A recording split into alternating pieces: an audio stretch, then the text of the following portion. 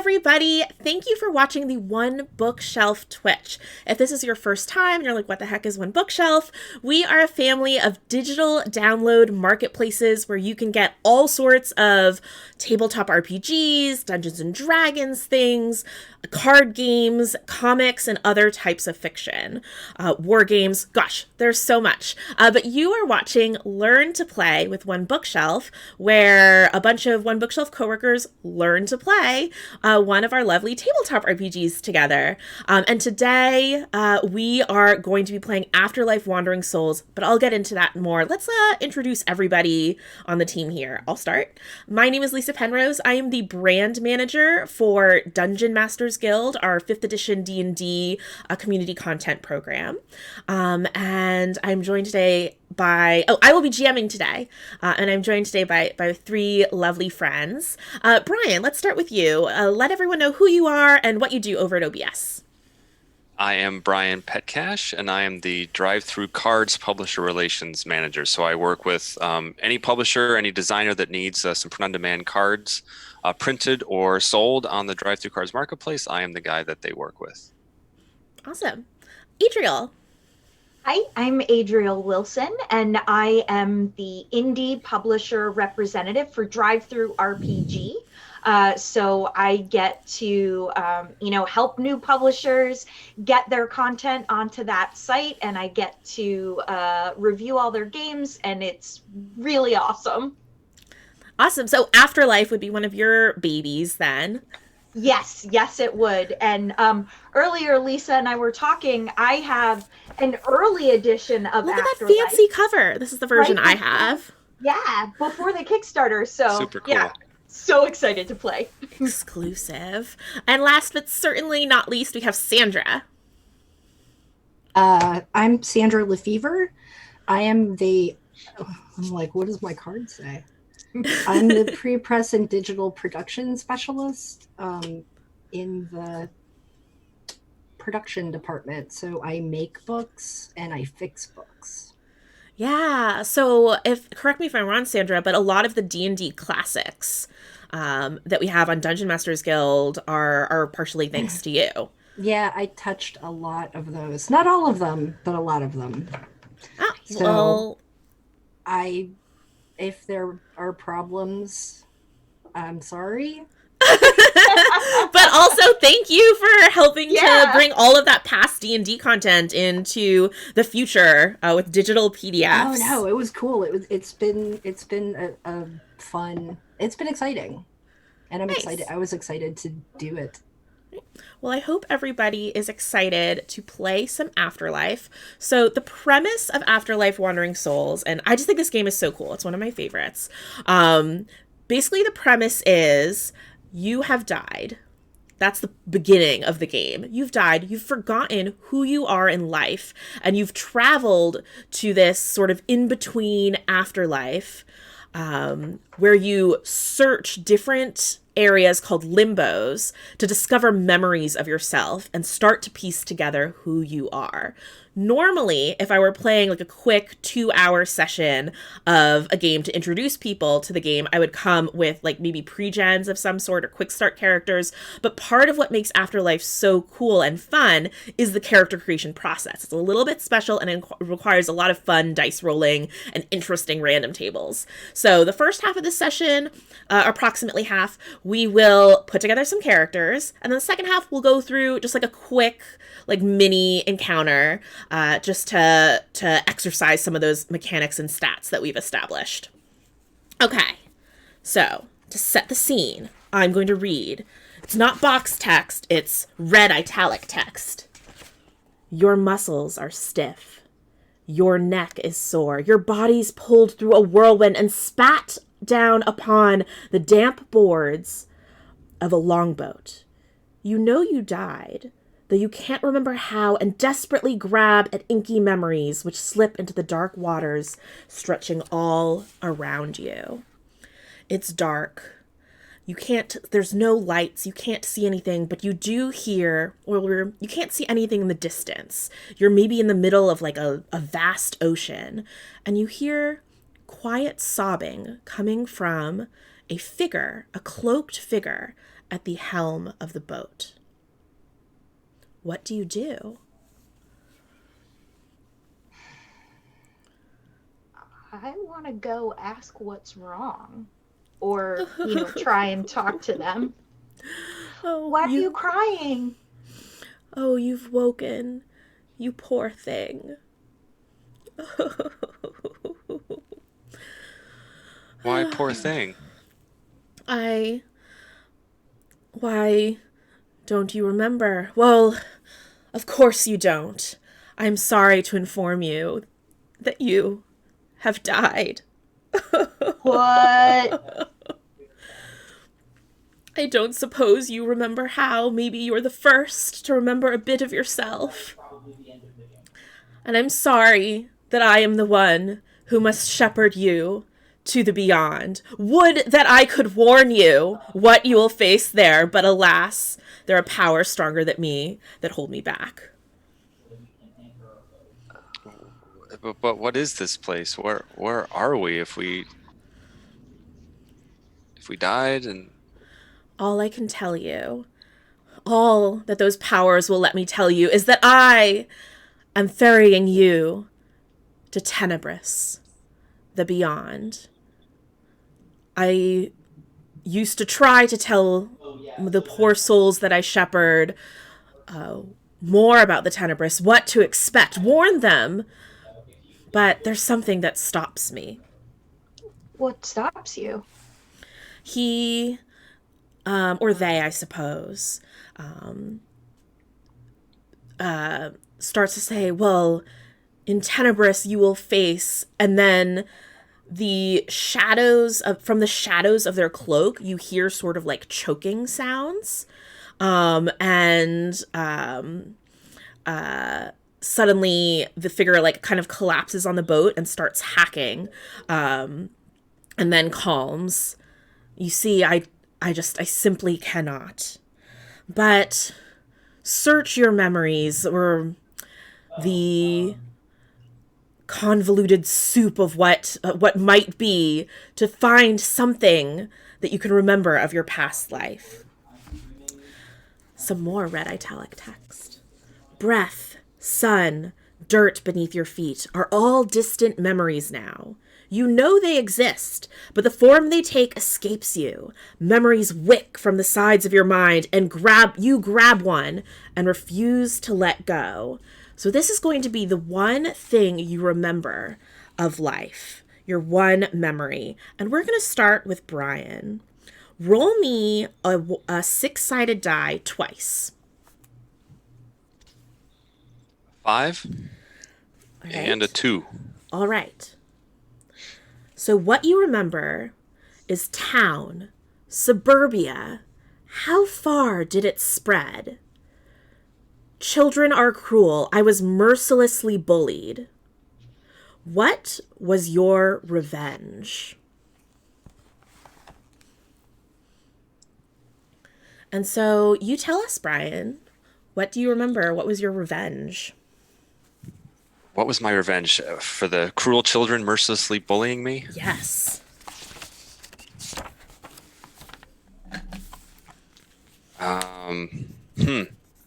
As they chase me through the various paths and parks of the my suburban neighborhood that surround and interweave the houses, I had dug a hole and covered it over with some things to run around as I fled, and a few of them stumbled in that hole and fell, possibly injuring themselves. A classic trap of an almost cartoonish nature. Almost cartoonish. Yes. So write down for me in your statistics of body, mind, and soul, in the large boxes next to them, 1 body, 3 mind, and 2 soul. Got it. And then in your list of death marks, your first death mark will be a dark circle. First death mark is a dark circle. Mm-hmm. Adriel, what do you remember? Roll me 2d6. Okay. I got a 1 and a 5. All right. You lived in destitution, your belly hungry, your skin yearning for shelter. That is what you remember. There was a beacon in the dark, however, hope where there should be none. Who was your beacon? My beacon was a kind neighbor who would share their extra food when they had it with me. Oh, that is very lovely. Write down for me 2 for your body, 1 for your mind, and 3 for your soul. And your first death mark is a lighthouse. Lighthouse, cool. Sandra, roll for me 2d6. 2 and a 4. All right. You were from a city. The city haunted you at every turn. Work was a dizzying dance of stress and deadlines. What was the one place of... Was this too real? What was the one place of quiet beauty for you?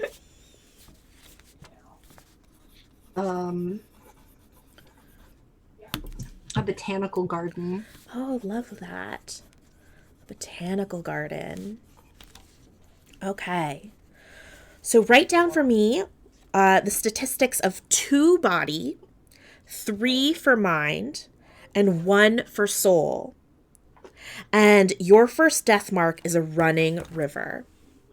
Is this what my life was? Yes, that's the one little bit, that like wisp of a memory that you remember from life. Okay. And as you all are at the behest of this cloaked figure trying to remember something from your life, you feel sort of like a tingle on your skin, and as you, maybe on your arm, and as you push up the sleeve of the plain clothes that you are wearing, you see that just underneath your skin is an image of these death marks. So Brian, you have a dark circle. It almost looks like a bruise. Adriel, you have that lighthouse, but it's just underneath your skin, and it seems to be moving, undulating, shifting underneath. Next, we will talk about lessons you learned in life. There are a few that you remember. There were moments in your life, memories you cannot escape, that are seared into the back of your skull. They are distant, foggy concepts, lost time. Stripped naked and flayed bare, you remember only a brief idea of what those memories could be. Okay. So we're going to do a lot of dice rolling now. Brian, let's roll 2d6, and we're going to do it a total of 5 times. And give you the totals of each one? The individual numbers. First roll is 4 and 4. All right. A 4 and a 4.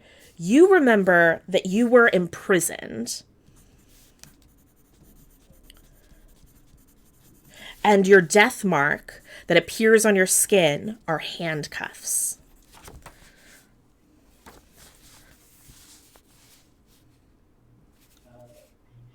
Okay. All right. Roll me it again. 1 and a 3. Oh, wait. I forgot one thing. Also, so you were imprisoned. Were you imprisoned in your body, your mind, or by an outside force? Outside force. Outside force? Okay. Don't write this in the mind box, but put like a little tally underneath. 1 tally. Okay. What was the next dice roll again? 1 and a 3. All right.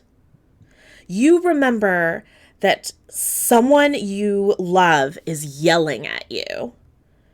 The death mark that appears on your skin is a broken heart.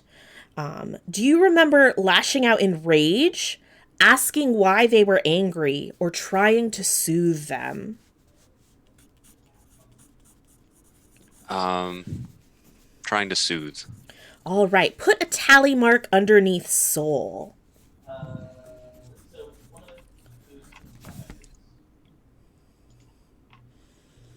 Okay. All right. Let's roll again. 3 and a 2. A 3 and a 2. 3, 2.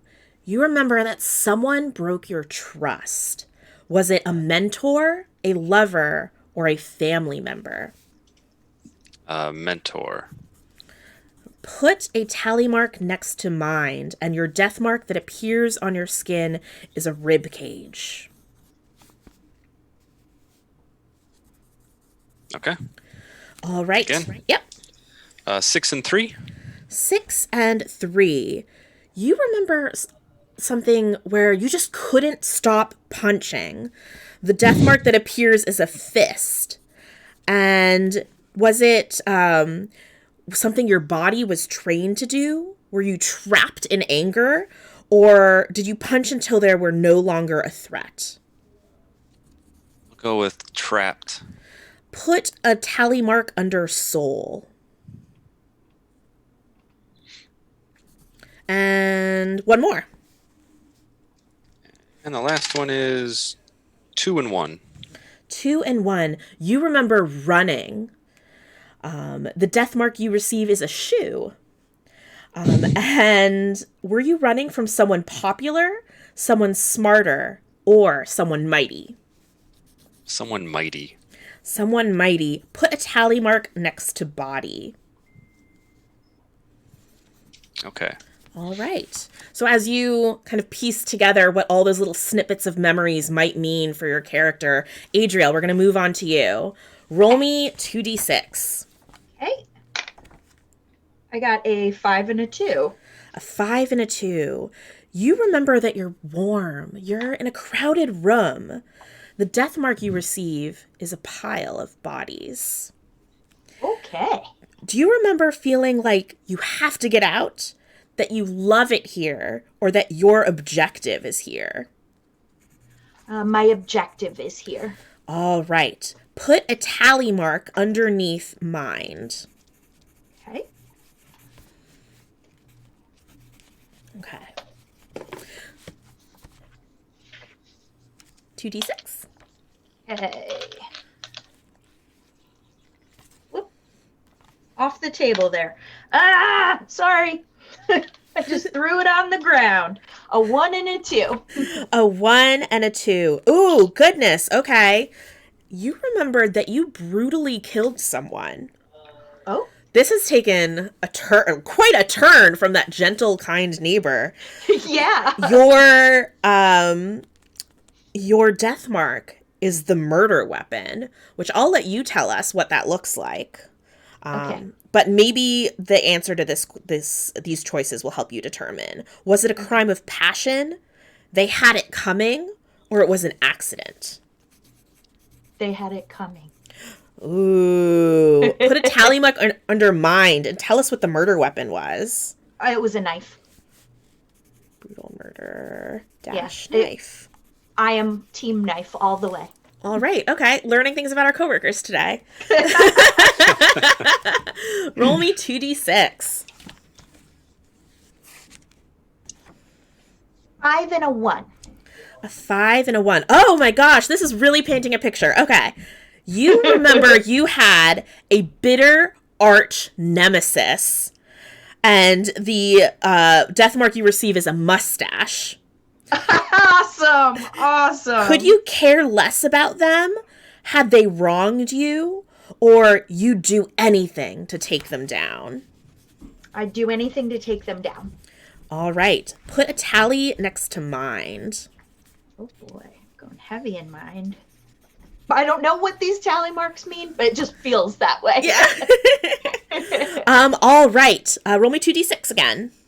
Okay. 6 and 5. 6 and a 5. Your faith was tested. Your death mark is going to be a holy symbol of some sort. Was your faith in a higher power, in humanity, or in your view of the world? Humanity. All right. Put a mark next to soul. Okay. And what does a holy symbol for humanity look like? A hand. Okay, yeah, that's nice. Yeah. A hand. All right, one last time, 2d6. Okay. 5 and a 4. All right, a 5 and a 4. You remember that you were the leader of a group of some sort. Was it a group of brutes, of a cult, or of thieves? Thieves. All right, put another tally next to mind, and your death mark that you receive is a target. Target. Cool. Okay, and I'll let you know what to do with those in a moment. But we are moving along. Sandra, you ready? Mm-hmm. You reach for those memories and roll me 2d6. Oops. 5 and a 5. All right, 5 and a 5. You remember that you were a coward. Was it because your family suffered? You lost everything? Or it just kind of paid off? Family suffering. All right, put a tally mark under soul for me. And your death mark that appears under your skin is that of a lion. Roll me 2d6. Lion's way cooler on your skin than a shoe. A 1 and a 4. All right. 1 and a 4. You remember lying in bed next to someone. The death mark is a messy bed. But do you remember that you loved them, you hated them, or you were using them? I loved them. Put a tally mark under body for me. All right, 2d6. 6 and a 2. All right. You remember that you were caught in a terrible lie. Your death mark is a forked tongue. Do you remember the lie making things worse? Was it to another's detriment? Or then you immediately fled for your life? Making things worse. All right. Put a tally mark under mind. All right. 2d6. 1 and a 2. All right. A 1 and a 2. All right. Uh-oh. We have 2 murderers in the group. You brutally killed someone as well. Was this a crime of passion for you? They also had it coming, or was it an accident?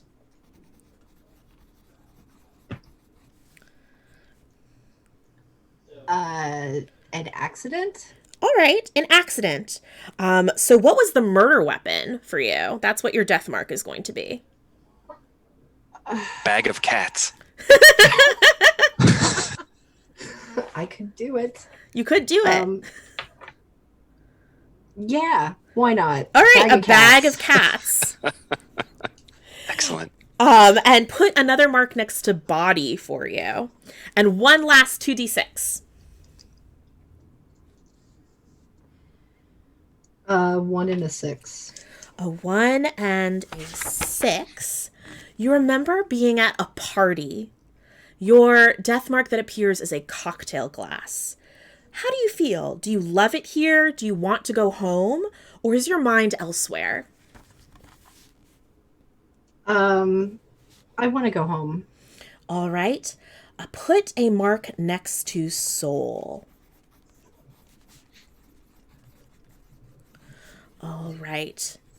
Now, these tally marks that you have are points that you can distribute in the different skills that are branched off of body, mind, and soul.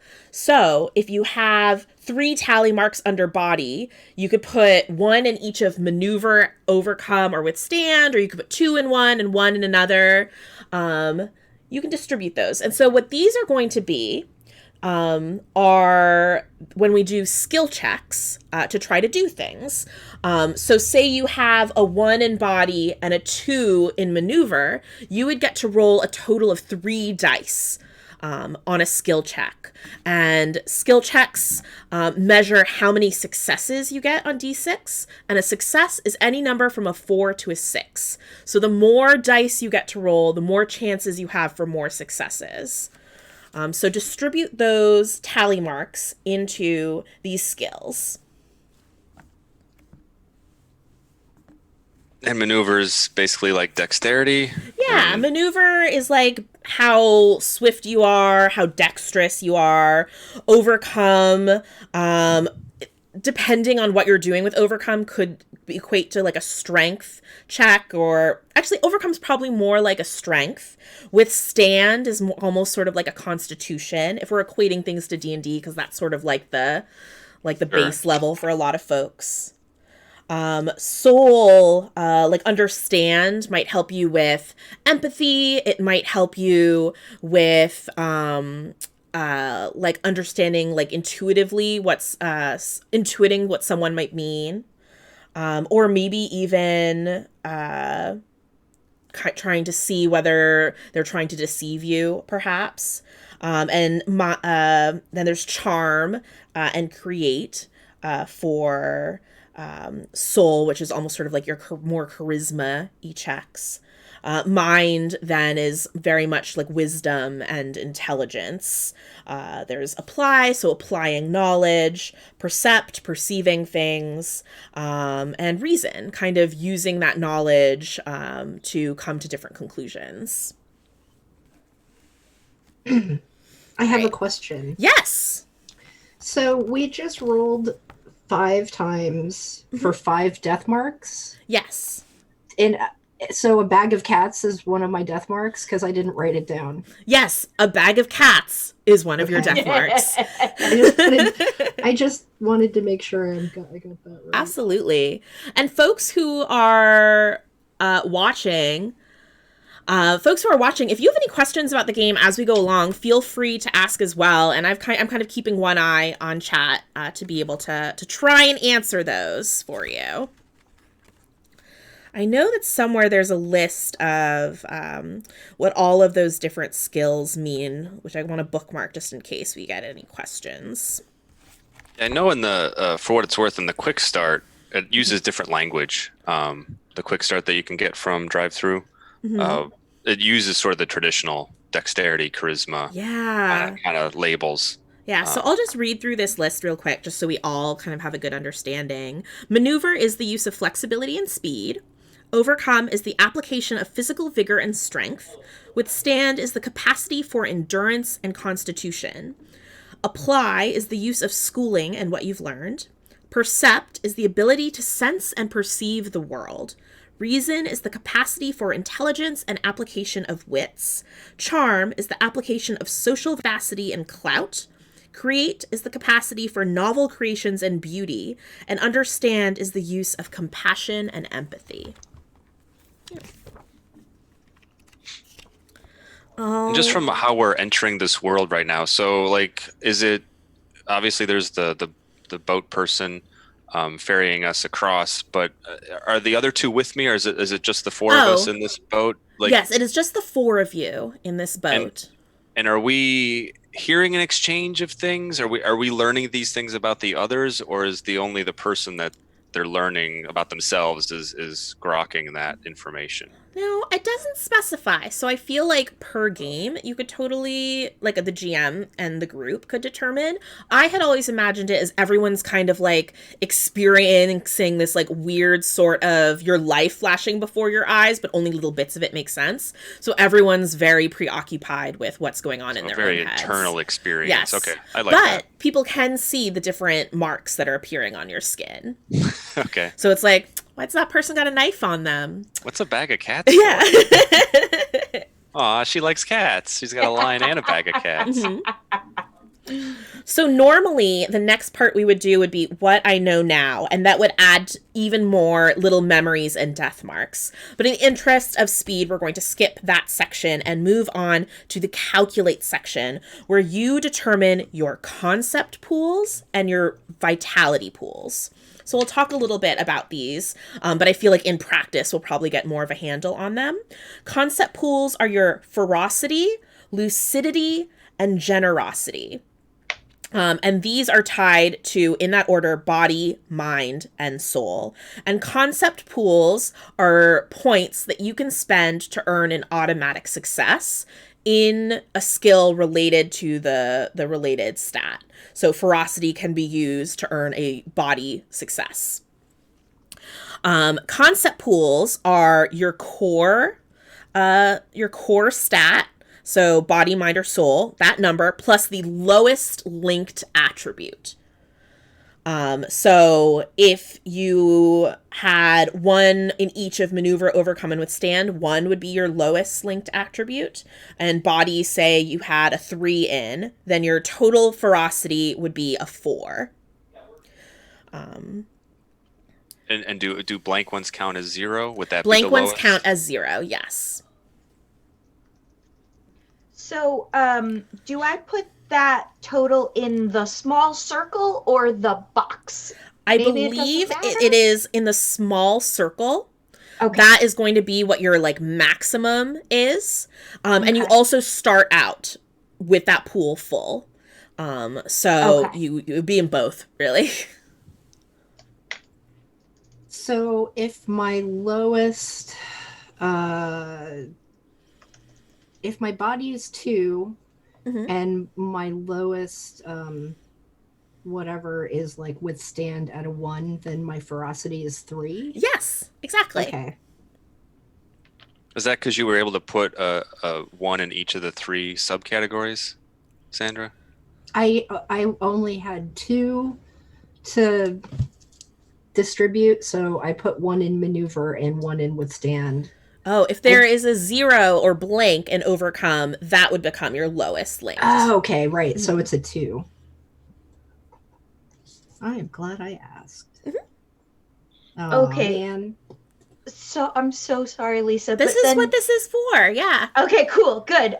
So in soul, I have a 3, and I have 1 in one column, but 0 always counts as the lowest. Yes. Great, thank you. All right. So once you've calculated your ferocity, lucidity, and generosity, those are those concept pools you can spend. Then we'll calculate your vitality pools, which are health, hunger, and will. Each of those are also tied to body, mind, and soul, respectively, but these are almost kind of like your hit points for each of those. Body probably being like the closest equivalent to hit points. And that is calculated by your core stat plus the highest linked attribute. Cool. Oh boy. Oh, I just broke my pencil lead. No.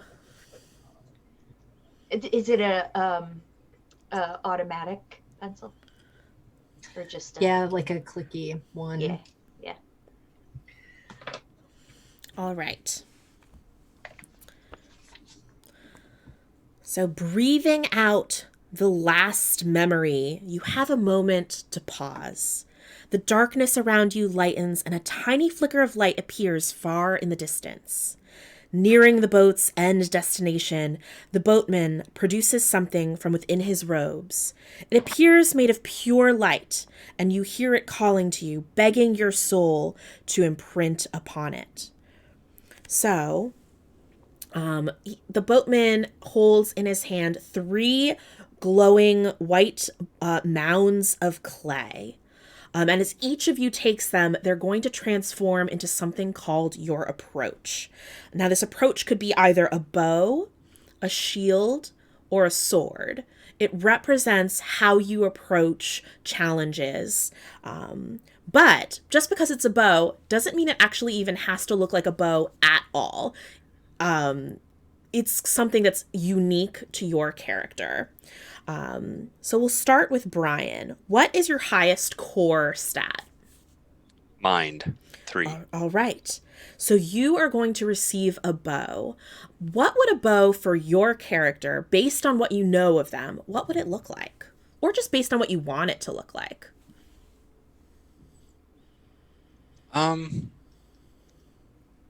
Probably something crafted out of the land, not store-bought, but, made of wood, something I maybe found in one of those parks I referenced earlier. Awesome. Yeah. Cool. Love that. All right, Adriel, what is your highest core? My highest core is soul.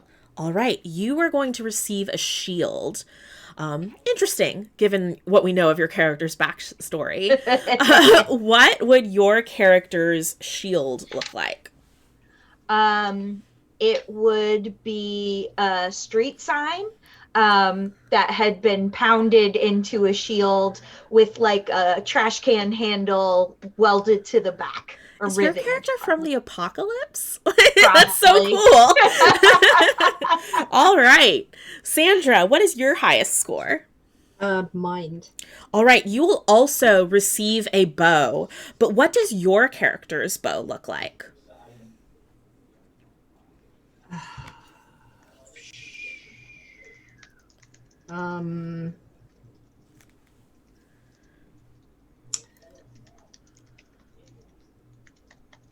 And it can look like anything. It can look like anything. I mean, roughly bow-like, but it can be any shape, size, or color. It's another way to describe the approach is that it's sort of a physical representation of your soul. Okay. And it has to be inorganic. I mean, not inorganic, but it can't be like a cactus.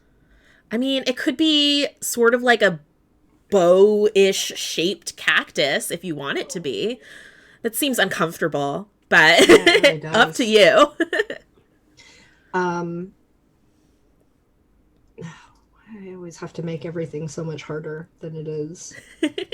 I mean, it's just the representation of your soul, right? No big deal. It's not a thing, really. Yeah.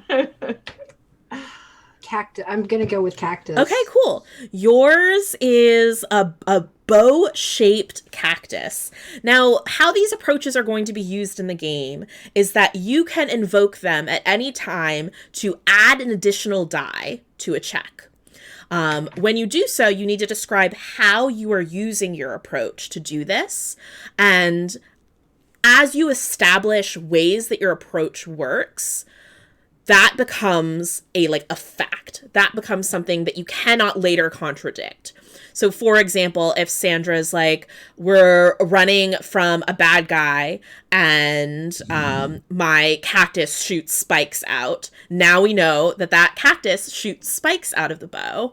And that is a fact. You can't later, I'm trying to think of a way you could contradict that, but I can't. So I'm just going to move on. All right, so that is your approach. And I believe the last gift... Yes, the last gift that the boatman gives you are talents. He pulls 2 objects from his long sleeves and places them before you, explaining that these are metaphors for powers that they could gift you, and asks which one you believe represents your soul best. One of them is wreathed in an aura of potential, and it calls to you. So, Brian, roll me 2d6. Give me the numbers separately. 2 and a 3. All right. Before you is a tombstone etching in one hand and a shattered mirror in the other. Which one calls to you? The shattered mirror. All right. The shattered mirror. Beep, beep, beep. Shattered mirror. Shadow self. As you reach for the shattered mirror, it kind of disappears as smoke, but you see before you a reflection staring back, shattered but whole. And with your bow, you can now slink into the shadows, becoming one with them. And you can choose one of these talents. Step into one shadow and out another, become a shadow, or engulf an area in darkness. The first one, step in and out of. Cool. Yeah, one another, that's pretty cool. So that is something that your bow can help you do. Adriel, roll me 2d6. Okay. I've got a 5. All right. And a 3. All right. So you also have a shattered mirror, but in the other hand is a rusty chisel. I'll take the rusty chisel. All right. It's very on brand. Right? This character is way more violent than I think I might be. You reach for it, and it feels like warm as you approach, but you pause before you touch it, knowing that the true chisel is within you. You are the creator. So your shield can meld wood, metal, and water. Do you want to shape plant matter with your power, mineral matter, or water? I'll go with mineral. All right. You can shape mineral matter with your power. All right, Sandra, 2d6. A 6 and a 4. All right. You get, before you are presented with an incorrect abacus and aged bandages. Aged, like used? Yeah, I think so. Like, what else would be you? I wonder which one you're going to reach for. Oh, the abacus. Oh. Numerology. As you reach for the abacus, you know that the dark isn't static but fluid, controlled by an ever-evolving formula. And your bow, your cactus bow, divides what is before you. And, I feel like this is really open to interpretation, which is cool.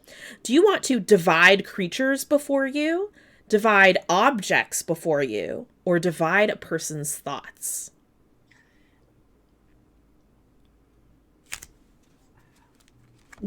When you say divide creatures, do you mean like a split dog, or do you mean like a crowd?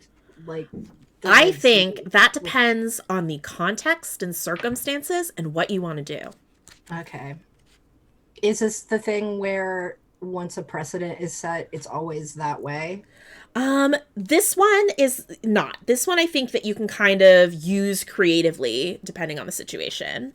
So just the general concept of splitting something, works, whichever. Okay, I'm sorry. Can you repeat those things again? Yeah, no problem. Do you want to divide creatures before you, divide objects before you, or divide a person's thoughts? I don't know. That's a person's thoughts, I think. Okay, yeah, that one's pretty cool. So your cactus bow can help you divide a person's thoughts. So talents are tied to your approach, but also separate. They are a separate thing that you can use to add a die to a check, but you can either use the approach or the talent. You can't use both at the same time. Cool. All right. Again, normally we would roll for Curiosa, which are sort of like tiny trinkets that you can use creatively. But I think for our small session, I don't want to throw too much at everybody. So we'll just keep our approaches and our talents for now. Which means that the boat is approaching the end of its journey. The shadowy figure kind of takes its sleeve and like puts it in its hood, and like you can see it wiping tears away. And this is where we part. As you've already grown so much and learned so much on this journey over, maybe you will learn more in the Tenebris as you explore. Right. I forgot. This is your stop.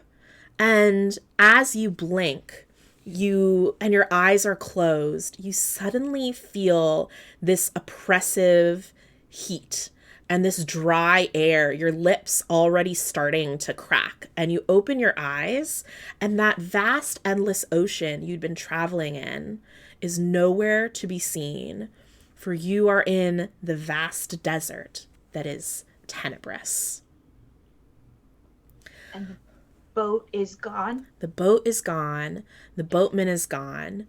And the three of you are standing or crouching, or I suppose whatever position you were in on the boat, but just on some warm sand.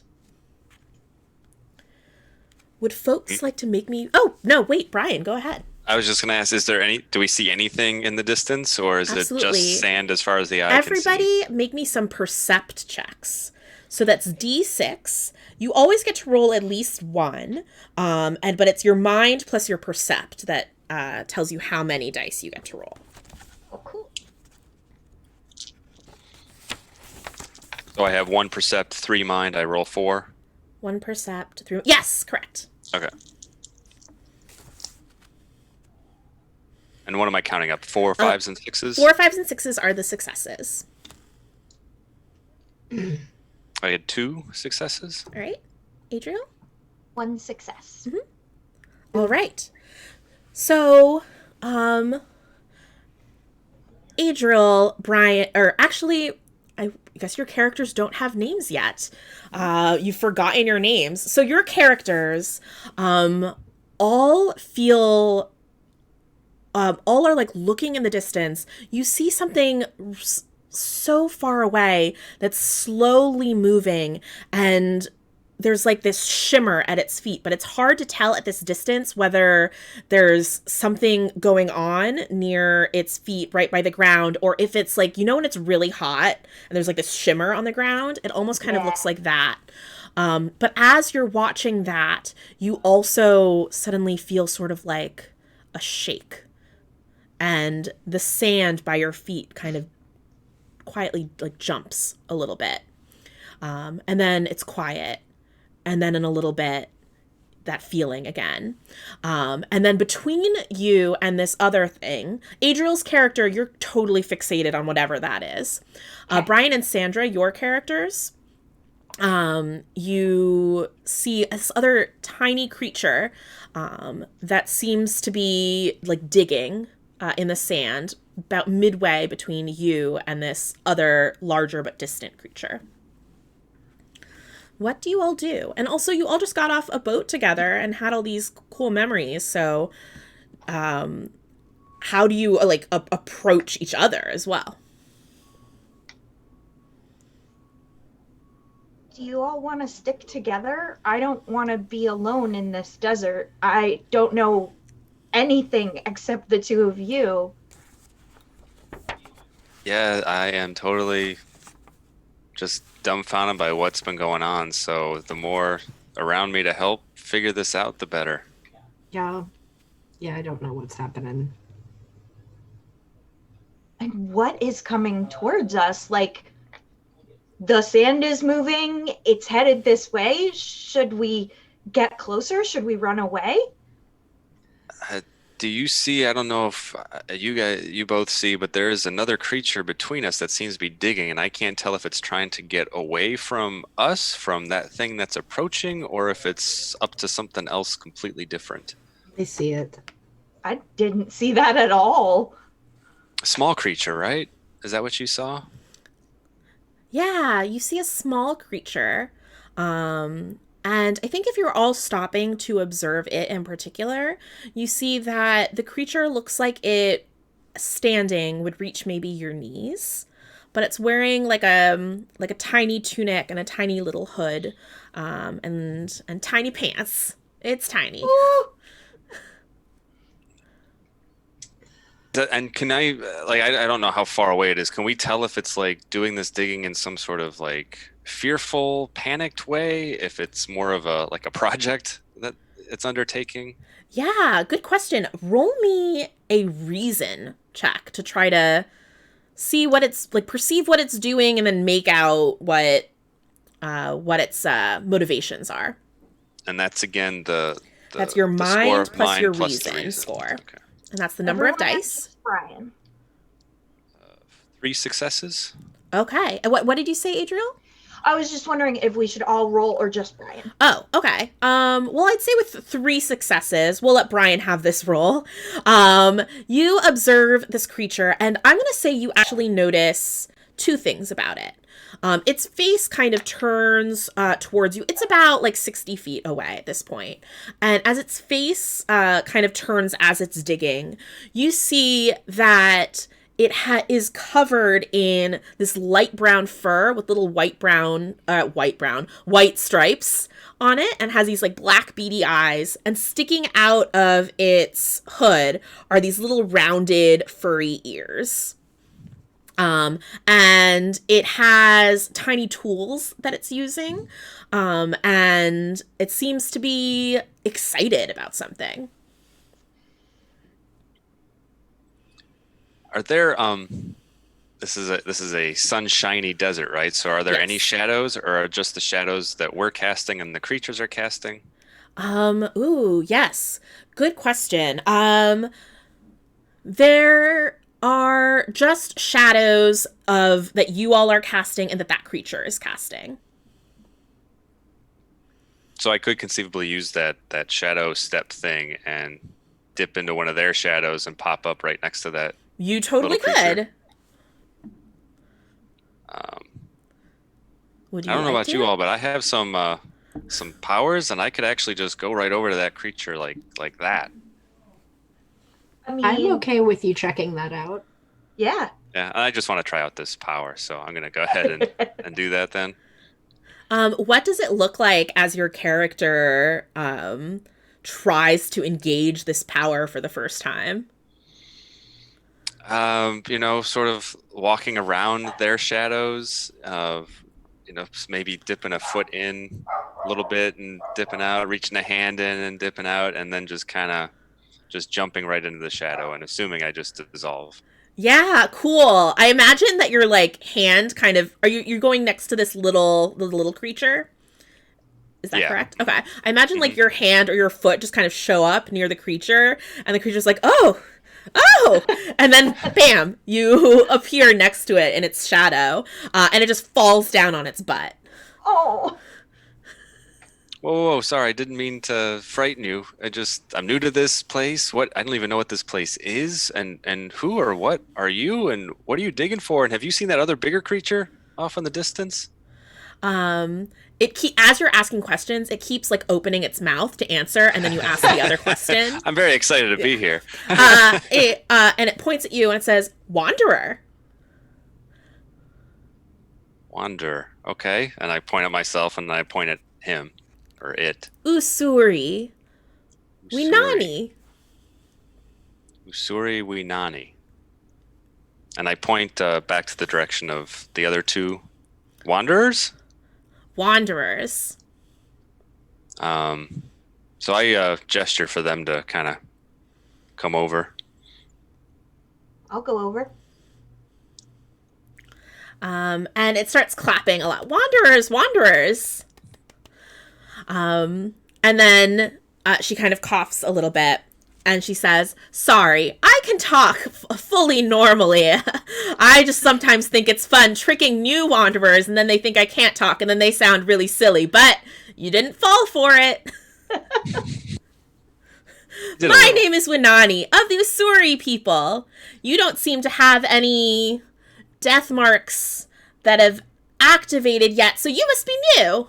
And she reaches her paw up really high to shake your hand. And I shake her hand and kind of, bend low to be a little bit more eye level with her. How long have you been here in the Tenebris? Having fun so far? Jumping into limbos? What? I don't know what that is. Oh, well, you must be really new then. But that's actually kind of what I'm here for. Not that I can go through a limbo, of course. None of the people of Tenebris can. Only wanderers. And she shows you underneath her fur that she's actually gotten tattooed in a bunch of places. I thought maybe if I looked like you, I would get to explore limbos too, but I can't. So these marks will get us into limbos, whatever those are? Well, I don't know how they fully work, but limbos are sort of, well, from the stories that I hear from wanderers, I like to collect stories.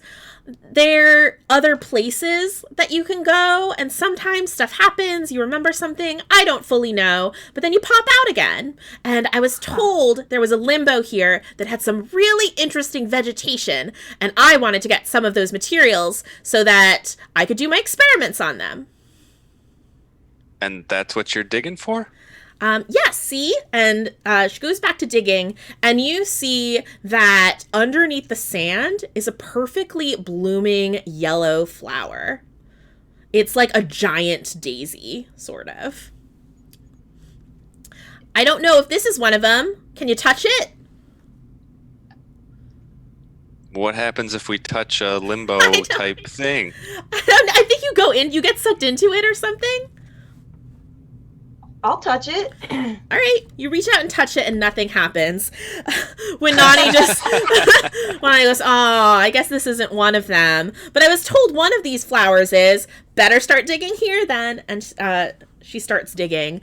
As you all were talking, that creature in the distance has gotten a lot closer, which you notice because you start to hear the bleating of sheep, of goats, cows mooing, and you see sand like kicked up approaching you rapidly, and then you see stampeding cattle all sort of like rushing, and then they start rushing around you, separating like the flow of water, and they are running from a creature that follows it. It looks like it's walking much slower because it is so large, but it's got a leathery hide and big, wide, flat feet.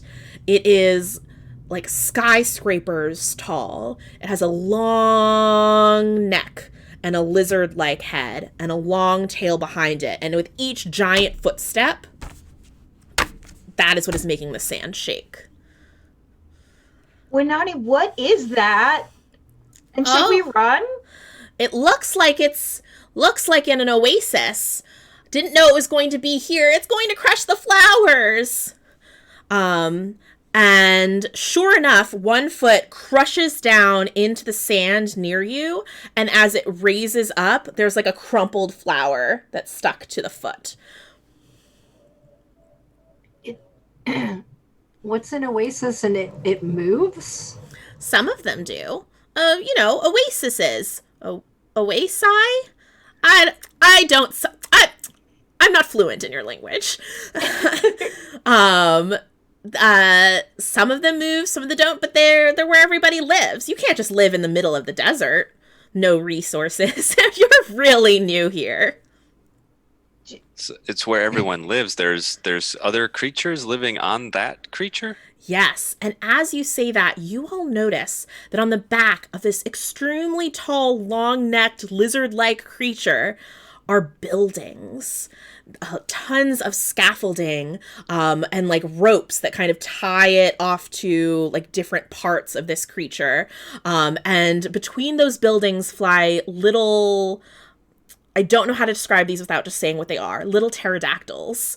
And a swarm of them come down and start swirling around the foot of this large creature. And they're using spears to kind of poke at the flower that is stuck to the foot now.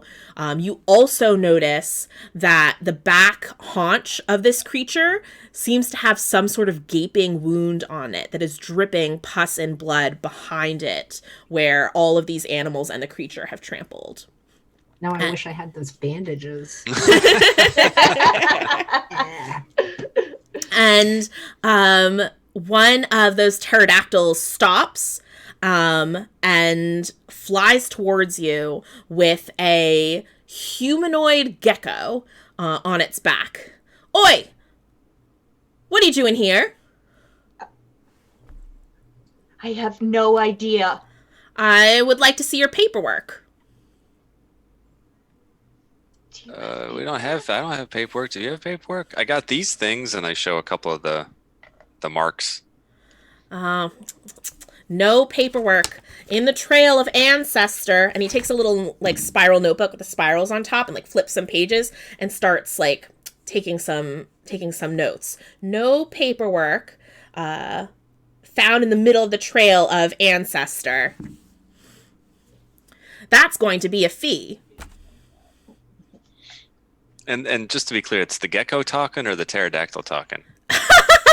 Wouldn't it be funny if it flew over, it has someone mounted on it, and it's the pterodactyl talking, but no, it's the gecko. Okay. And like one eye blinks and then the other eye blinks. Kind of licks its eyeball with its tongue. Nice. What's the trail of ancestor? You blind? This right here. And he points towards this very large creature, which I'm just going to say now looks like a brontosaurus. I think everybody knew. Gestures towards this brontosaurus. T-Rex. Ancestor, best oasis in all of Tenebris.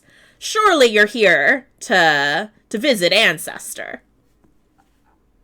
We're not sure why we're here. We just got off a boat and I ended up in a desert. Well, listen, you're going to have to take this up with your boatman for dropping you off in the middle of our trail. We do charge a fee. You are accruing more fees as you gaze upon Ancestor's beauty. So at this point, I'm honestly, the currency has a name here, but I've forgotten. So you now owe us like 200 gold, 210 gold now. It is rising. I assume you have money to pay this fee? I would like to try and use my power to shape some sand into coins. Ooh. Okay. Yeah. You do so, but you are new here and you don't know what the coins look like. So I guess maybe make them look like your own currency, or let me know, do you make them look like something else? I make them look like round gold coins, like those chocolate coins that you get, because that's the first thing I can think of. You do so, and the gecko takes this and kind of looks at it, and his tongue flicks out and like pokes it a little bit. I don't know what this is, but this isn't money. You're going to have to pay us back in services, I think. Okay. We are looking for ways to heal Ancestor. And it points towards the wound. And Wanani chimes in now. Oh, well, actually, the limbo that I'm looking for has very interesting botanical specimens, which might be able to be used to heal a wound as large and oozy as that one. Is oozy the right word? Yes. Yeah. These are wanderers. They can go into limbo and fetch something if Ancestor just waits here for a moment. Sounds like our best option here. Yeah. All right. Well, if that's amenable to you, how do they get into this limbo? You're just going to have to find the right flower. There are some buried here, and I guess there's some stuck to Ancestor's feet. And Wanani's also taking, as like she's talking and looking at this creature, she's taking out these like beads that are on a bracelet of hers and just handing them to the gecko, which you take to mean is the currency. All right. So what do you do? Start digging. All right. Yeah. Can we use some of your tools, Wanani? Yes. To help out? You certainly can. I'm sorry they're so small. What are the pterodactyls doing with the flower that they've pulled off of Ancestor's feet? Ooh, great question. They've been poking at it, like kind of like scraping it off of the bottom of the Ancestor's foot. And as the Ancestor stops, that like herd of animals also kind of stops and is now just very calm, waiting there. And then they've probably sloughed it off now and it's fallen on the ground all crumpled. I'll go get it. Okay. You walk up to it and it is enormous. And as you all see, I guess since no one has asked each other what their names are, I'm just gonna call all of you your real person names. Adriel touches the flower, and the rest of you see these petals close up, and when they open, Adriel is gone. That's the one. And okay. I guess that is where we go. Oh, I suppose this could be one of those carnivorous flowers that eats people, but it's probably a limbo, says Wanani. I guess we'll take that chance. All right. So what do you all do? Head over to that flower and try to imitate what I saw Adriel do. All right. You go over and you touch the flower, and it also swallows you up. And the next thing you all know is that dry heat that was making your lips crack is gone. It feels pleasant and cool. And you are all standing on a narrow dirt path. And above you, stretching high into the sky, are these green structures. They are sort of cylindrical, but they grow very narrow at the top. And they're swaying in the breeze. And we're all there in the same spot. We all came out of that Yes. in the same place. It's like a giant forest almost. Sort of, yeah. And there is this sort of like green plant smell. But you've never seen trees, if that's what these are, quite like this. I think you said that they stop at some point, or do they keep going all the way into the sky? You do see that they stop at some point. They just tower above you. Okay. I wasn't sure if they might be connected to the flowers somehow. Ooh. And that's all we see. We don't see any creatures, any others. Wenani type beings we could talk to. You do not see any Wenani type beings. You could all roll me percept checks if you like.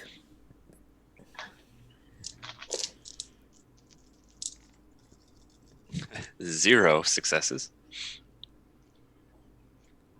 1 success from Sandra. It's 4, 5, or 6, or just 5 and 6? 4, 5, 6.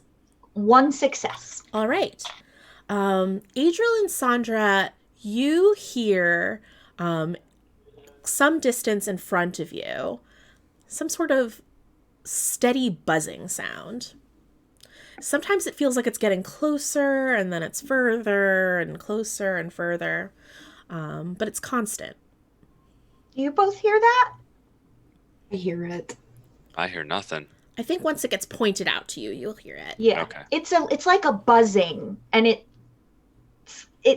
keeps like changing in level of how loud it is. We could go look, although buzzing seems, I don't know, dangerous.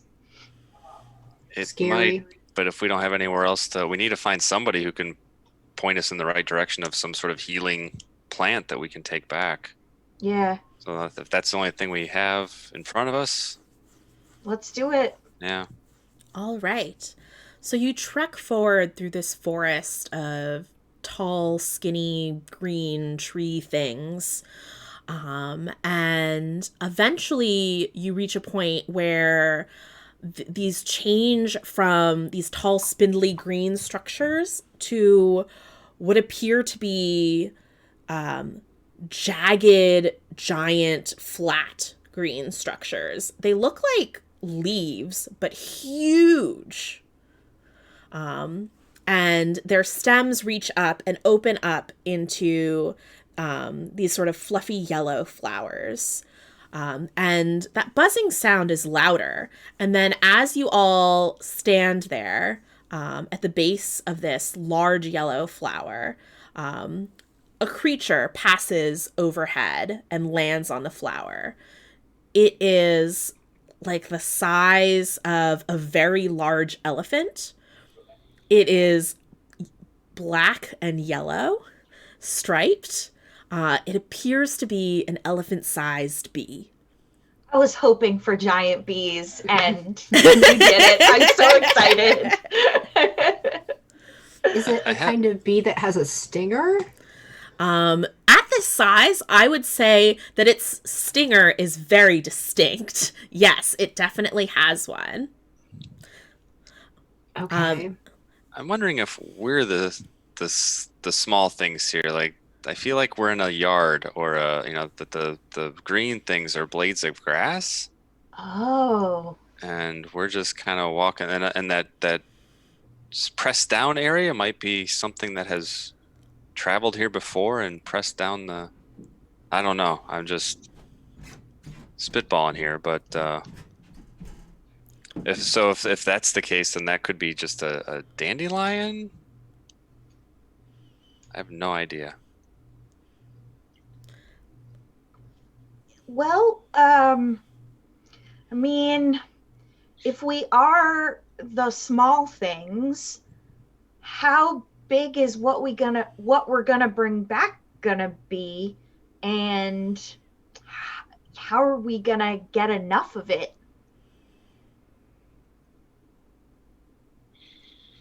That's a good question. I don't know.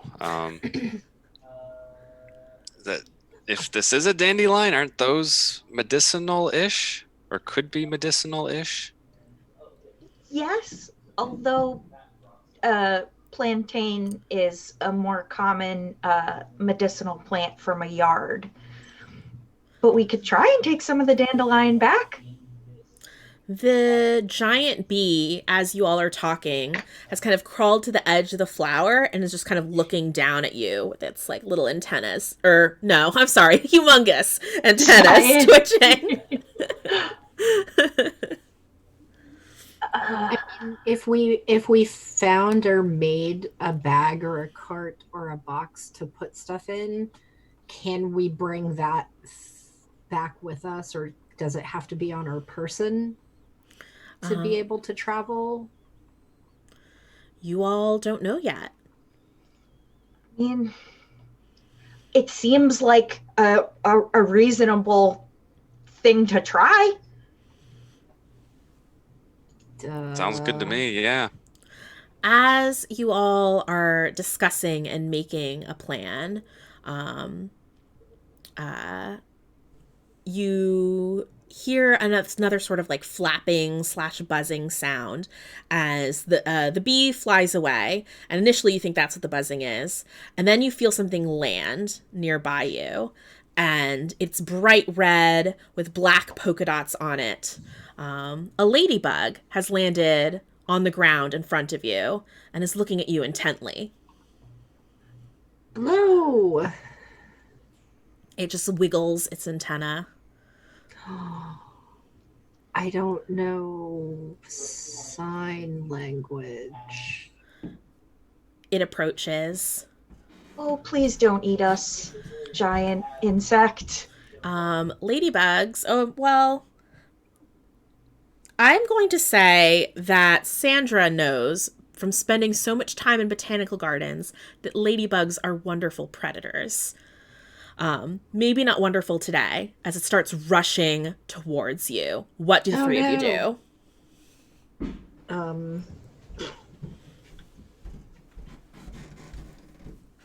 Yeah, my first thought is to run away before it squishes me. But that doesn't seem like it would be very successful. I mean, how big in scale is this bug? Let's see. We said a bee was the size of an elephant. I feel like ladybugs are like half the size of a bee. So maybe like a really, really large horse. I will jump in front and hold up my shield. Okay. It is going to rush towards you, and it's not expecting the shield, and it bumps up against you. Make me an overcome check to hold that shield in place. I got 1 success. All right. It strikes you, and the force of the ladybug sends you flying into the air, landing amidst the grass, and you are separated from Brian and Sandra now. Oh no. Brian and Sandra, what do you do? I mean, this is clearly like an aggressive act, right? It seems like it's trying to eat you. Okay, so can I use my cactus bow? Okay, what would you like to do with your cactus bow? Can I shoot spines Okay, cool. at its face? Yeah, you totally can. I'm going to say to use a bow, I'm going to take a maneuver check, but because you're using your approach, you can add an additional die. Okay. So, that would be 4 then? If my maneuver is 1, body is 2, and then an extra. Okay. 4. Math, 1 success. Okay. You seem to, it like pauses for a moment, giving opportunity for you all to do something else before it acts, but you haven't fully scared it away yet. The little needles kind of go in all directions. Pew, pew, pew, Yeah. pew.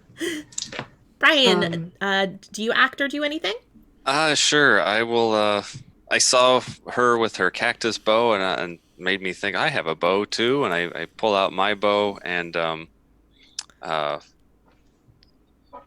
for ammunition, like, does it just conjure with how I want to use the bow? Yeah. Is that how this thing works? So I pull back the bow, and an arrow appears, and I let fly. All right. Make me a maneuver check and add an additional die from using your approach. 1 success. All right. I'm going to say between you and Sandra, both getting a success each, the ladybug starts to think that maybe you're more trouble than it's worth. And it like backs up a little bit and then spreads its red carapace and flutters away. Adriel is still separated, but you're safe from this ladybug. So what do you all do? I go over to help Adriel. All right. Adriel is amidst the grass somewhere. You don't know where they are. So how do you all find each other? Did we see them fly? You probably have a general direction of where they are. Yeah, so I just gonna try to imagine that arc of how they were cast. Okay. By the bumping into and. All right, make me. I feel like that would be either an apply check or perhaps a reason check to use maths to figure out the arc. Yeah. Brain maths. Can I be shouting as I try and find my way back, so I could somehow help Brian in his role or narratively? Yeah, I'm actually going to say if you are shouting while Brian is walking in the general direction, then you're able to just do it without a roll. Awesome. Yes. And you are all able to find each other. Yay. All right, so what is your plan now? We are planless, I believe. We've not found anything that can talk to us to help us. We and looking up, when we look up, all we see are these tall, conical, green blades of grass. Essentially, we can't see anything past that. Like no structures that are oversized. Not from the ground, no. Maybe climbing up one of the dandelions. Should climb, to get a good view. And if we climbed, I assume that would be something to do with body? Yes. Who has the best body? I assume that would be a maneuver type thing too. So I could see maneuver, yeah. So maneuver I would or roll, overcome. Yeah, I only have a 1 body, but I have 1 maneuver. I have a 2 body. What do you have, Sandra? I have a 2 body and a 1 maneuver. You're the best. I think you're climbing. Okay. All right. So roll me a body maneuver check.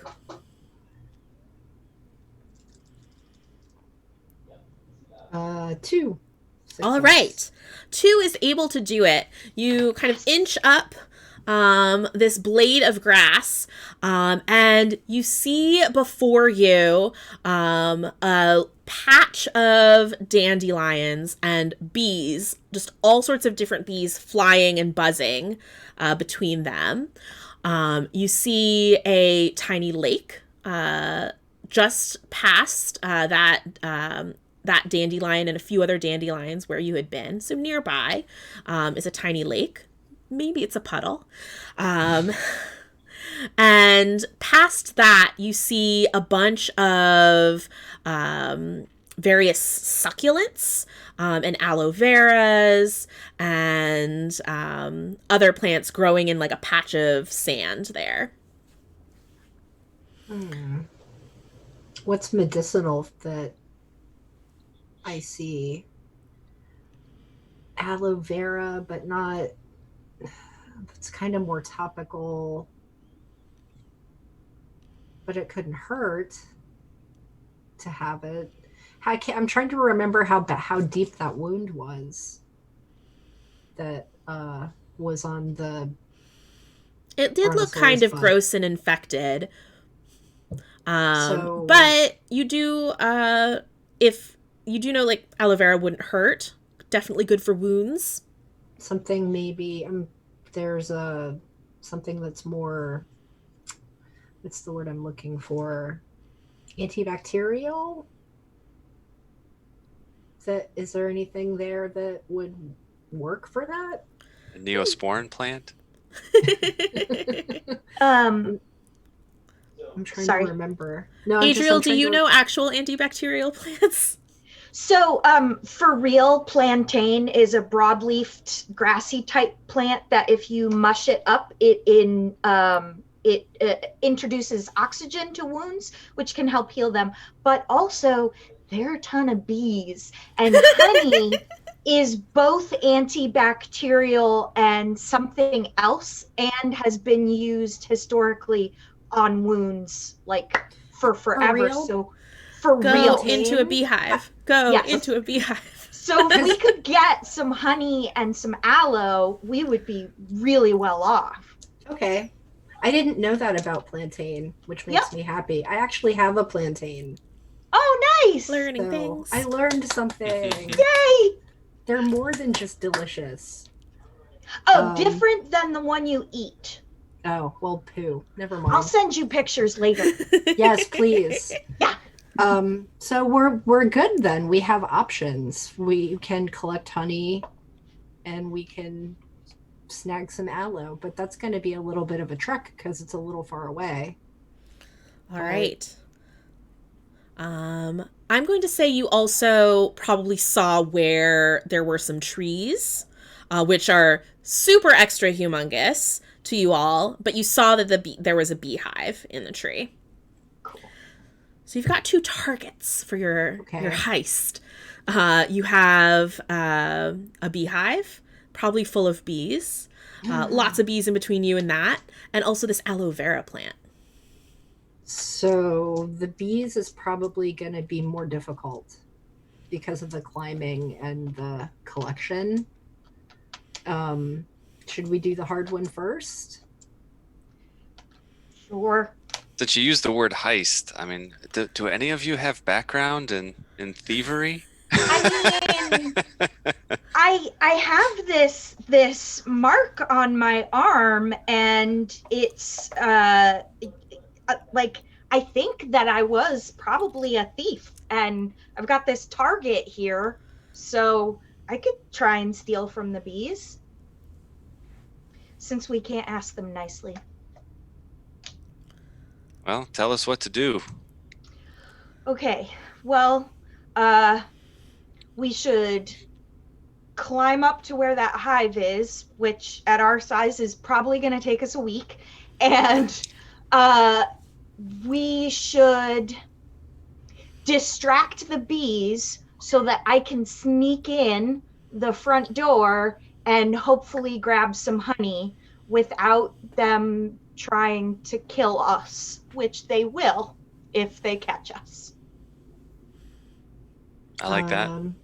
I have a question about my shadow power. Do I have to see the shadow that I want to come out of? Good question. I think probably because you need to know that it's there. Okay.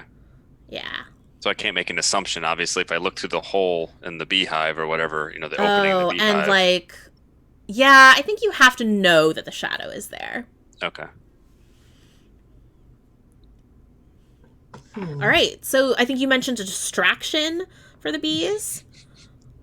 Can you both start a fire under this tree while I climb?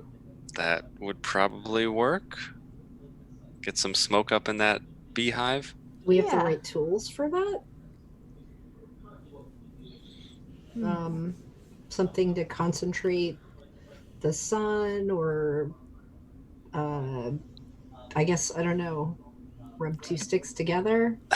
That shattered mirror disappeared, right? That was just a symbol. Yeah. A question just from the world side of this whole thing, like, so we don't know about our own lives, but we know worldly things. So we know like aloe's medicinal and honey's medicinal. Yeah, I like, think so. Otherwise, that'd knowledge. be pretty impossible to do anything. Yeah. Right. Yeah. Okay. It just seems to you just don't know many specifics about your life. But other things that we learn just being a human being in the world, you get to keep those. We keep all that with us. Awesome. I've never had to build and start a fire from nothing, but I think that I could maybe do it. I mean, I don't think I was ever a camper, but I could try. I feel like it's something that I know as well on some level. Like I have this instinct of the whole rubbing sticks together type thing. Yeah, I mean, you look like you've made your own bow. It feels like you've gone camping before. Yeah. Cool. So let's so I guess we head toward that tree with the beehive, and Sandra and I attempt to start a fire. While all right. I assume, Adriel, you're climbing while we're doing this and just waiting for the smoke signal. Yep. Okay. So I would like, I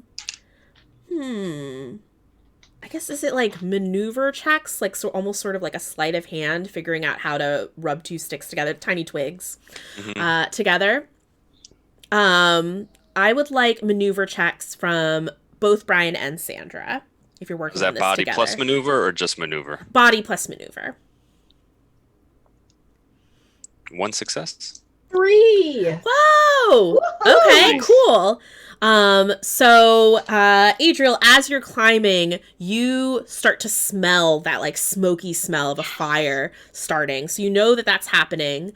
And some bees start flying over out of the hive and passing you as they go down to investigate. How about you also make me a maneuver check to kind of climb while you're also hiding from them. Okay.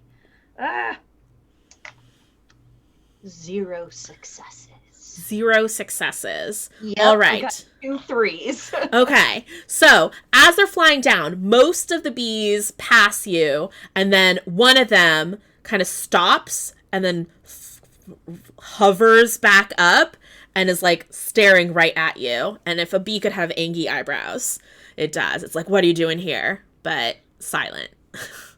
I'm silent judgment. Yep. I'm just gonna like sort of huddle onto the tree and pretend that I'm not there, and maybe it'll go away. What sort of check would you say this is? I would say it's maybe reason or withstand. Not charm. Oh, charm. Yeah, that's a good one. Maybe charm. Okay. So, I mean, bees are not Tyrannosaurus Rexes. If you don't move, okay. I would allow charm if you give me one other thing you're doing to try to make this a possible thing. What are we wearing? Pretty plain clothes. I guess standard issue across the river Styx clothes. Cool. Okay. is there any sap on this tree? Ooh, yeah, yeah, I bet there is sap. Okay, if I can reach the sap, I'm gonna sort of like very carefully and slowly try and like rub some sap on myself. Okay. So that I smell like the tree. All right.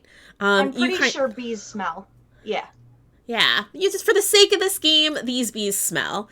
And I actually would call for a soul create check. Great. Okay. Because I feel like this is a pretty novel use of resources you're creating a disguise. Yeah. Yeah. Okay. All right. I got 3 6s. All right, and the success of the success. All right, so this bee is kind of hovering there. It kind of moves along to the side as you are kind of like edging towards this sap. And you just immerse yourself in the sap, and the bee hovers there for a bit. But as the fire below continues to build and spark, it decides whatever this sap thing is important, and it flies down, and you are able to climb up to the hive. What do you do once you're in the hive? I am going to sort of sneak along the outside and peer into the door to see if I see any bees in the immediate vicinity. And then I just kind of want to sneak in there and get to the honey chambers. Absolutely. So you are sneaking into the hive, working your way towards the honeycombs. Brian and Sandra, what are you doing? Because you've started this fire now. There are bees starting to fly down towards where you are. Fanning smoke. That's what I'm doing. Fanning smoke. No. Do I see her? Do I see You probably see Adriel reach the hive and kind of disappear into it. So I think I say, hey, they made it in. Let's go hide on the other side of this tree, and also get away from the fire so it doesn't, overcome us. Absolutely. So you two hide. Make me maneuver checks to hide. And whenever you say that, it's always body plus. The core plus. But maneuver, or if you want to use a different skill, let me know how you're using that skill to hide. That's probably all I got. Okay, that's fine. 1. A 1? Success. I got nothing. Okay. You all move to the other side, but while some bees are...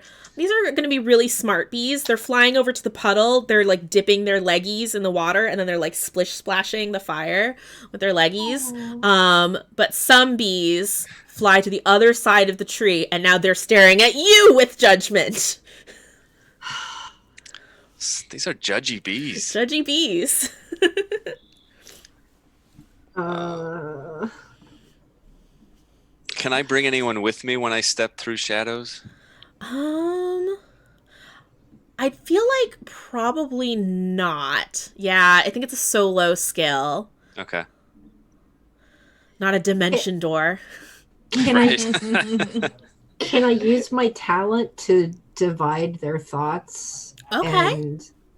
And make them focus on maybe something else? Yes! Tell me more about what you're doing. What is around me that they could not, that would distract them? Tell them someone's in their hive. Oh, no, wait, don't do that.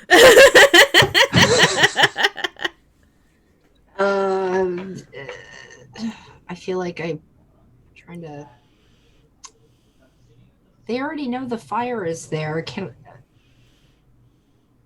I have them refocus on that? Absolutely, you can. Maybe something is with the illusion that like maybe something is more interesting over there. Yeah. Is here. I think that's totally dividing their thoughts. So you kind of reach into their minds, and they are associating you two potentially with the fire, but you kind of separate out the fire and you make that part of the thought bigger and bigger and bigger. And the bees kind of like shake their heads like, what are we doing? And they fly over to the puddle and also start carrying water over. So you have successfully, with your talent, avoided those bees. Adriel, you are inside this hive. You've reached the area with the honeycomb, and I'm going to say there's 2 guard bees there. Oh, boy. Okay, so I don't want to upset these guard bees. I'm gonna try and do a little dance that sort of points them out the door and see if they'll fall for that. Okay, cool. What skill would this be? This, I think this is more sort of like you're trying to charm the bees with your dance. Roll me a soul charm check. Okay. Or it's a performance piece, like interpretive dance. It could be creative. I have no successes. No successes. Okay. This goes horribly wrong. The bees immediately focus on you and your dance is enraging them. Bees communicate through movement as well, and you've just said something very upsetting. Oh no.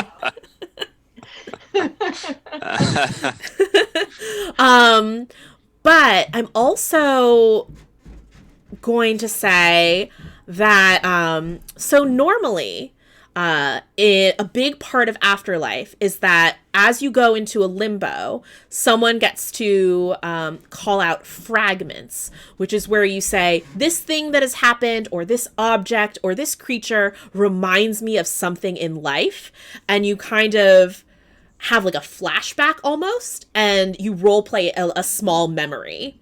Adriel, I'm for the sake of our little encounter, I'm going to invoke a fragment for you.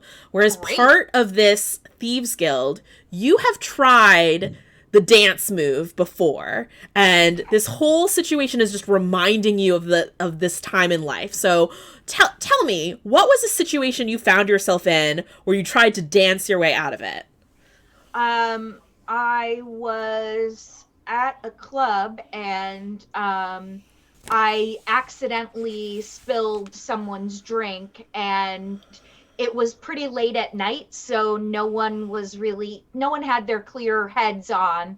And the person whose drink I wanted to spill wanted to fight me, but instead I said, let's have a dance off. And I did a dance to try and distract them and keep them from wanting to get into a fight. Okay. And so relatable. Hopefully worked. Right? Yeah, all the time.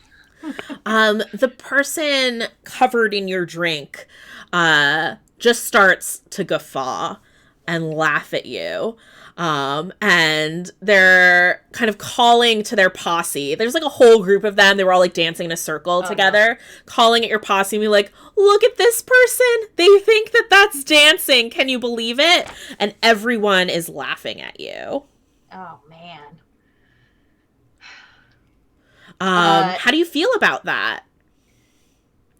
It sucks, but I'm also grateful that they're laughing instead of punching. Okay. Is there something about this character, Adriel, where you would expect they would be punching over a spilled drink? I mean, yeah, because, like, we're in a club, it's late at night, everybody's had too much to drink, and so, therefore, fights are easy to spark. But, having had them laugh instead is good, because it will hopefully, like, reduce the amount of anger that they're feeling that I spilled their drink. Okay. You feel relief, but then your memory flashes to later in the evening. You are leaving, and two of the members of that group grab you, one in each arm, and start dragging you into the alley on the side of the building. What is your reaction? I'm gonna pull a knife out of my boot, and I'm gonna fight them. All right.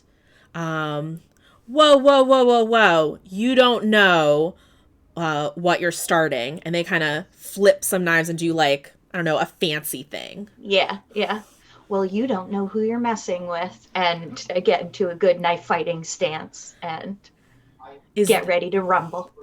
Is this the knife fight, would you say? Or a knife fight? I think this is the knife fight. All right. this is the knife fight. There's lots in your memories. There's lots of movement and searing pain and so many images and sensations flashing before your eyes and through your mind. And then the next thing you see is just a body on the ground, blood pooling under it, your hand on that knife. And then you snap back into your body. You are, and there are two bees that are using beeswax, I guess, to try to stick you to a wall, keeping you there. Brian and Sandra, Adriel has been gone a long time. A long time. And peeking around the tree, how much progress has been made on our little fire? It looks like it's like embers now. It's starting to go out. That is how long Adriel has been gone. Oh dear. So it's probably impractical to think that we can climb up there before the bees are capable of or able to go back to their little hive. Do I see, like, is the beehive or a leaf casting a shadow up right near the beehive? Ooh, good question. The branch that the beehive is on probably is casting a shadow right against the bark of the tree. All right, so I let Sandra know this is what I think I can do to get up there quick, and step into a shadow right here, pop up right by up on the tree already by the beehive, and then try to climb over myself. All right. I'm going to say because you're shadow stepping, the bees don't notice that the movement is so quick and you're able to get into the hive. Okay. And do I see sticky Adriel over there? I guess you can kind of jump from shadow to shadow inside of the hive. I was going to ask, I can use this as often as I want? Yeah. Okay. So you jump from shadow to shadow, and eventually you find yourself in the corner of a chamber across from which Adriel is stuck to a wall. And there is a lazy bee just kind of sitting there watching them. Shadow behind lazy bee watching. Okay, you're right behind the lazy bee. And take a boy, I hate killing things, but take an arrow, and just use it as a all right thing. Yeah, use it as like a dagger. Roll me a body overcome check. This isn't good. And hey, one success. Awesome. I'm going to say you're going to need more than one success for it. You're going to need 2. But I totally forgot to be reminding you all that you can use your ferocity, lucidity, and generosity for automatic successes. I forgot. So I only have 1 die to roll for this, so I'm going to have to add the ferocity to get the 2 successes. Okay. Oh, wow. You were rolling with 1. Ouch. Okay. Yeah. Describe to me what it looks like you're drawing on your ferocity to stab this bee. Boy, I'm thinking about all the, some of the memories that I have of that being imprisoned and screaming to get out and all that anger and fear that's coming up and feeling that same anger and fear for Adriel as they're stuck there and, taking this and just using all of that to go into this bee. All right. You're able to draw on those few memories that you have. They are poignant ones. And the bee squirms a little and then just collapses on the ground there. And then it's just Adriel stuck to a wall. All right. I used the same arrow to sort of free her. Absolutely. Scratch at all that sticky stuff. All right, and now Adriel is free, and you're in a now almost full beehive. And I'll also, Scott Locke in the chat asks, can everyone shadow jump, or is that a Brian special thing? During the beginning character creation, Brian got that as their special talent that they have. All right. How do you escape? And also, Sandra, what are you doing outside? I'm still at the bottom of the tree, no? Yes. And the bees don't see me. Yes. You messed with their thoughts so that they would ignore you. I don't know how much time they need to get out. I feel like I should create another distraction somehow. What's around that I can do that? Let's see. You have the sticks from before, or you can gather some other small twigs. You have the field of dandelions. There is the puddle. And I mean, you also have your approach and your talent, if you'd like to draw on those. I think I'm going to have to use my talent to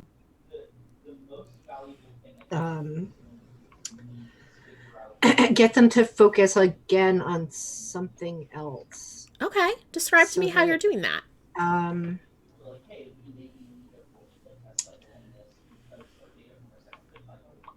Which is farther, the puddle or the dandelions? The puddle. The puddle is farther. Mm-hmm. Can I suggest a hallucination? Okay. What would you like them to imagine? In the puddle, what would I want to see if I were a bee? What do bees eat? Pollen bread. Yeah. They also drink water from mushrooms when they're not feeling well. Oh, what? True fact. These are so cute. And they're all dealing with smoke inhalation, so they're not feeling well. Mm-hmm. Yeah, so that wouldn't be a difficult suggestion to make. You're so parched. You are just you are so thirsty. Yeah. So you are standing there at the base of this tree and you are feeling the extent of this power, this talent that the boatman gave you. And you channel it up towards this hive. And one by one, Adriel and Brian, you are inside the hive, kind of pressed against one of the tunnels, seeing bees kind of fly past you. One by one, they fly out towards this puddle, towards some mushrooms on the side next to it, to drink and try to clear their bee lungs of the smoke. Adriel and Brian, you see that these bees seem to be leaving the hive for some reason. What do you do? Run. Grab some. I do ask them, did you get the honey? Are we good to go? No, we need to get some honey right now and then get out of here. All right. I'm gonna say you're able to run back to that chamber while all the bees are leaving, and like, how do you collecting this honey? That's a good question. Turn my shield upwards and put the honey in the middle. All right, cool. You're able to get a big swath of honey on there, and then you all book it. I'm going to say because Sandra used her talent in such a cool way to distract the bees, you're able to climb down the tree, regroup with Sandra, and you've successfully collected some honey. I feel like the aloe is going to be a breeze. We got that one out of the way. All right. Nicely done. Yay. Let's go do another... Let's go do another thing. All right. So you know where this aloe plant is. What would you like to do?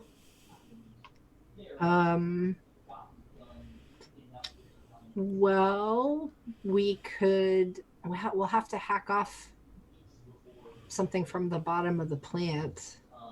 Probably. It'll be easier where it connects to the plant than snapping a leaf. Although it's going to be a really big leaf. Probably. Do we have anything with us that's like rope-like, or that we could sort of tie around the leaf and sort of drag it with us? These big, tall tree, blades of grass, maybe. I feel like whether it's a blade of grass or some other small straggly plant material, you can definitely find something that is rope-like. All right. Yeah, so we'll use that and kind of wrap it around so we can drag this aloe thing without leaking the aloe, whatever, the healing stuff out, and drag it behind us. All right. What do you use to cut the aloe? Brute strength, I think. All right. Roll me an overcome check. Body and overcome. And remember, if you need it, you have your ferocity. And can we join in? Can we like combine our, like if there's a, can we all combine our brute strength to overcome? I think normally this game doesn't have combined checks, but I like the idea of that. So let's just do it. Everybody roll overcome body. Okay. Failure. No successes. No success. Come on. I have one success. Does anybody have ferocity points you can throw in there? I do. I already used mine. I have 2. Can I use both of them? Absolutely you can. I'm going to say, Sandra's like beast mode, ripping this aloe leaf from the plant, and you all are able to tie it and start moving it back towards the flower where you'd entered. I forgot to describe it, but the flower was behind you there, so you imagine that's the exit as well. Did we all need to have successes in order to do this? We were going to combine everyone's points together. Yep. Okay. So do I need to use 2 points, or can I use 1 point? You were going to need to have a total of 3, and I don't think anyone else got a success. You had the 1 success? I didn't get any successes, but I can donate a ferocity point because I've got 2. Okay. If that's... yeah. We'll say we'll take 1 ferocity point from each of you then. And then we'll have a total of 3 in addition, or including the 1 Sandra rolled. Cool. Okay. So you are dragging this this aloe leaf behind you. You have a shield full of honey. You're working your way back, and then suddenly it starts to get even cooler, and you notice the sun is gone. Behind, not just gone, that'd be really terrifying. Behind gray clouds. And falling from the sky is this huge orb of water, and it splashes next to you all. I need you all to make me maneuver body checks to double time it to the flower before getting struck by rain. Oh boy. 2 successes. Oh! Yes. 1 success. All right, cool. I'd say with all of those successes, you are able to make it to the flower. And what do you all do? You're standing around this yellow flower that you came through. Do what we did to get here. Step back through it. However all right. we did that before. You're able to do so, and you next thing you feel is that dry heat from the desert again. Your shield is indeed full of honey. The huge aloe leaf is there, and immediately these geckos on pterodactyls are swooping up and like the pterodactyls are grabbing the aloe with their feeties and like squishing the aloe onto the wound. And they're like fetching honey from you and moving it into a jar. And Weenani is at the flower that you went through, just touching it again and again. Come on, you can do it. Poor Weenani. I think, says the gecko, that your fee is adequately paid in full. If you would like to visit Ancestor, you are certainly welcome to stay there and travel if you'd like. Till then, I have Ancestor to attend to, and the gecko goes, and you see them like bossing other geckos around, applying stuff to the wound. And Weenani says, "What was Limbo like?" Green. Yeah. Ooh. Kind of scary. There's some big creatures over there. Oh, big creatures. Everything's a big creature to me. They were big to us. Wow. And just for the sake of story, you and Weenani go onto Ancestor and spend an evening at the tavern, the base of the tale, telling Winani your amazing adventure story, your first foray into a limbo. And you all notice that Adriel has on their shoulder a knife tattoo, not under the skin, not wavering, but in solid black ink. Ooh. Something has changed. Something has changed. And nice. that is our Afterlife Wandering Souls. Wow. Very cool. Yay. Yeah, that was fun. Yay, Yeah. I'm glad. What did you all like about the game? How does it compare to some other RPGs you've played? I like the unfolding of the character. I like the randomness of that, but then it gives you enough threads to sort of fill in some gaps, or to begin to fill in some gaps to try to, create your own backstory without having to do all that up front. So I like that slow unfolding Yeah, of the characters. I get lots of inspiration from random tables, and this book is full of really good ones. Yeah. I'm sorry, Sandra, you were going to say something. No, I just I when I read the quick start, I didn't have a clear idea exactly of how the mechanics of rolling worked, but once we played through it a little bit, it's really not complicated. It's nice and flexible. Yeah, like the game is really flexible. Like you can be as creative as you want with your approach and your talent. I think that's pretty cool. Mm-hmm. That I think was my favorite part, was how flexible it is, because like I tend to really enjoy games that have a lot of room narratively for the players to guide things, but the GM as well. And like I liked how that worked. And also, I don't know if like you created the backyard world or if it was in the book, but I loved it so much. Yeah, it was super cool. The other thing I love about this book is that, so there are oases, which are like towns in the Tenebris. So there's one called Ancestor that is a dinosaur with lizards living on it. Love that. And then there's limbos, which are totally other like wild worlds that you can visit. There's like one that's all like reflective shards of glass and it's very steampunk. But I really like this backyard world because I feel like it feels fantastical but familiar at the same time. Mm-hmm, I feel like it's a really great place to start. Yeah. And like that was neat.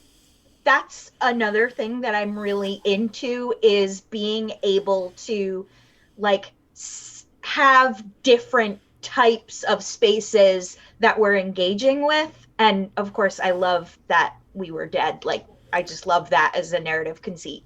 Mm-hmm. Yeah, I love that the idea that in exploring the afterlife, you learn who you were while living. Just a really, really cool concept, and something that feels very, very much like the sort of game Angry Hamster Publishing makes. That they very much like explore identity in that way through their games. Well, thank you all for letting me teach you one of my favorite RPGs. I really enjoyed that. Let's go awesome. In backwards order. Remind folks who joined in the middle who we are and what we do at One Bookshelf before we say goodbye. So we'll start this time with Sandra. I'm Sandra Lefever, and I'm the pre-press and digital production specialist. I make books and I fix books. And cards also. And we appreciate that so much. So much. Yeah. Adriel. I am Adriel Wilson, and I am the indie publisher representative here to support you on DriveThruRPG. Which is where you can find this game. Yeah. Brian. I am Brian Petkash. I am DriveThruCards Publisher Relations, so I work with publishers in getting print-on-demand card products put up on either DriveThruCards or DriveThruRPG. And thank you all for being here and being a part of this. And Lysa, thanks for taking us through the afterlife. That was awesome. So good. I am Lysa Penrose. I'm the brand manager for Dungeon Masters Guild, where you can find or publish your own 5e Dungeons and Dragons adventure supplements and more. We've been one bookshelf of awesome family of digital download marketplaces. Check us out. Check out DriveThru. Check out DMsGuild, DriveThruCards, all of our little babies. And thanks for joining us and learning to play Afterlife with us. Bye, everybody. Bye. Thanks, everyone. Bye.